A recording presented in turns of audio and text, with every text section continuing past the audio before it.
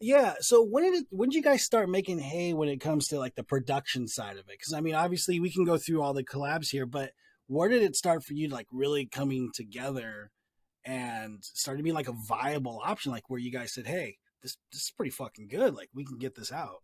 I mean, we were very proud of everything that we did from the Yeah, start. for We sure. never really doubted ourselves and our potential. I think a lot of producers back then, like I would have conversations with friends that were super talented and they're killing it right now. And they were not confident on their music, and their music was 10 times better than our music. And I would be like, dude, like, why are you not putting music out? Like, this is insane. And that was never an issue for us. I think we were always very. It was like baby steps, because like at the time when we started to release stuff on SoundCloud and it started to get a thousand plays and start to get likes and comments, we were like, okay, wow, this is going up. And then we started collaborating with people we looked up to, and it was like, okay. And then we started with the labels and the like the smaller labels, and then the big labels, and then the live support. So it was always, I think, building up. And yeah, I mean, to the point where it is right now, where we, still have aspirations and dreams on the production side, and we still want to collaborate with people, and we still want to reach certain milestones. So it's just that, it just keeps building up, and just trusting the process. But that's a good Yeah. point. That's a good point. We've always been satisfied and proud of what we've Yeah. done. And I think that's the most important thing. Just being happy with what you're doing, because that really reflects to the outside, that people see that. Like if you genuinely love what you're putting out, I think you can tell if they're doing it because of a trend, if they're doing it just to ride a wave, or because that's who you are. So that's I think very important. And that was from it's always been like that, Yeah. you know? So you guys touched on something I wanted to talk about, which was trends, right? And it's been much talked about since Hardwell's gotten back, right? The whole Bigroom scene is a lot of guys have shifted. You've seen bigger art shifted, guys shifted even beforehand. What's your take on that? What is your take on like the direction of just EDM and Bigroom? Now you're seeing more house, more techno stuff. How it's working live. Like, what is some of your takeaways from that? I mean, I like it. I like where it's going.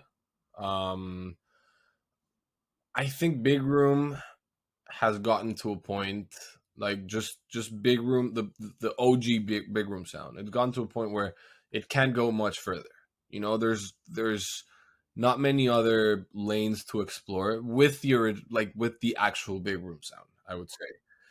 And I think I mean, it was about time that people would start sort of innovating a little bit. I'm completely like supporting that, because I think nothing lasts forever, and it was amazing while it lasted. But I think trends change, and to have that big room essence in the new stuff that's been coming out, I think that's sick, because it means that big room is still around in just a different shape. But there's still a lot of influences from arrangement, from pre-drop vocals, from big leads, from like hands up moments. It's everywhere. And it's just, I think it's exciting. It's also scary, of course, for everyone, because things are changing. You have to step out of your comfort zone, and yeah, I So mean, has that affected you guys and your productions and kind of like maybe have like rethink like should we be experimenting with this as well? Is that something that's influenced you in a of in a course, certain Definitely, sense? yeah, yeah. yeah. I think we've been more open to leave our comfort zone and leave the formula that we had for certain years of producing a track and making this and that, and we've been open to change and flip and go into even other genres, explore other kinds of music. So these are waves that come and change the genre around a bit. I think help all of the music scene and develop new sounds and develop new artists and new trends. And I think it's super important. It's refreshing, because I think that's the music scene in general, not only in EDM. It's everywhere. I mean, Things, that's everything. yeah, Cycles, yeah. trends come and go, waves pass by, Yeah, and but if not, it would just be a standstill, and there would be no innovation in the world, and people would, it would we would stay stuck there. And Exactly. yeah, so of course we love these new trends and these new sounds. And Yeah, Well, that's what I said last episode. I'm like, dude, if we haven't evolved in music, we'd still be fucking listening to classical music right now. yeah, exactly. Like right? Like evolution is a good thing because we're getting new things. But no, I like what you guys talked about. Like Bigroom is still around and it's still being used. It's just a different manner. But I think it's an homage to it. Maybe it's not called Bigroom, but it's people. I mean, it is Bigroom, and the people who know what Bigroom stands for and what Bigroom is or was, it's still around, and it's like trance. I mean, the techno sound is very trancey. Melodic house is like trance, it's slower trance. It's like, you know, it's just called different names. I think the trends are just names because the music is just like, if you compare stuff that was coming out in the 90s, like, and you start listening to some of the stuff that's coming out today, there's a lot of similar stuff. It's just a cycle that's over and over again. you know. I was there in the 90s and Yeah. I can confirm that is fucking true. Yeah, I was born in the 80s. I can confirm that there's a lot. Well, Ollie James was doing that. He was doing like a lot of old school Exactly. songs, and my buddy and I were like, "Hey, I know this night," or like it's in the same similar vibe of a track. and a lot of people think it's new because they'd never listened to it. You know, young people that have never, obviously, they were not there. I mean, we were not there. So it's refreshing, you know, and it's probably refreshing for you too because you haven't heard that in a long time.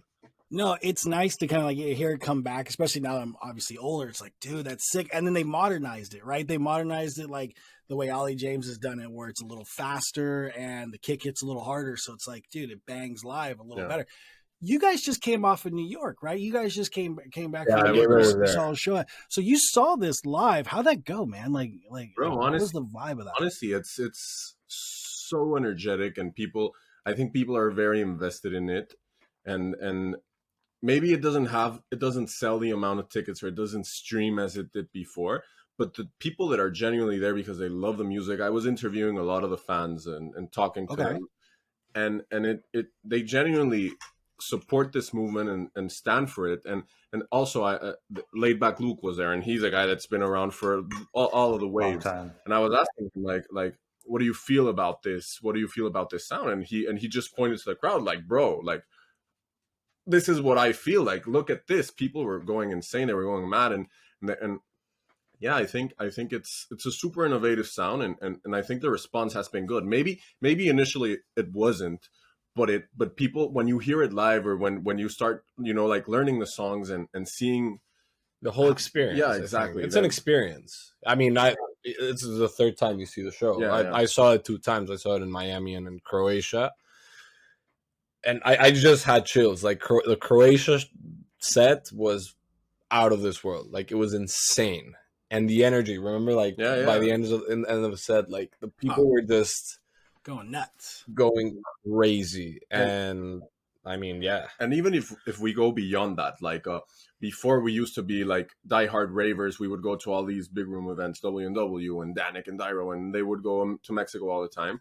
And now as a concert goer, I mean, as a fan myself, I go to these like techno events or these like houseier DJs, and it's a different experience, but it's also good, you know. It also makes you feel good. Also has this special connection and this special energy. And this music, I mean, the more it evolves, the more it surprises and it gains, you know, the trends. Yeah, it's refreshing because when we were waiting in anticipation for Hardwell to come out, and what is he going to play? What's going to be the next wave of music? And he came out with all that. It's refreshing to hear all this new big room techno coming out.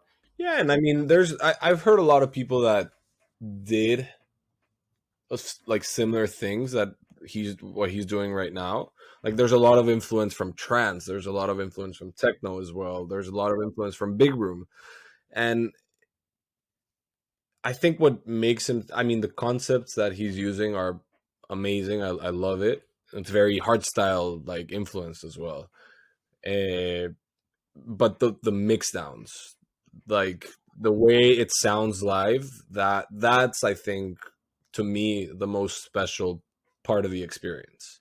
Most definitely. So if you guys haven't watched the show, you guys should. Well, Ty, you were there at Ultra. Yep. And so you were in the mix, like when it first dropped, and no one quite knew what to expect. Everyone was speculating, like, okay, it's going to be this, that, and the other.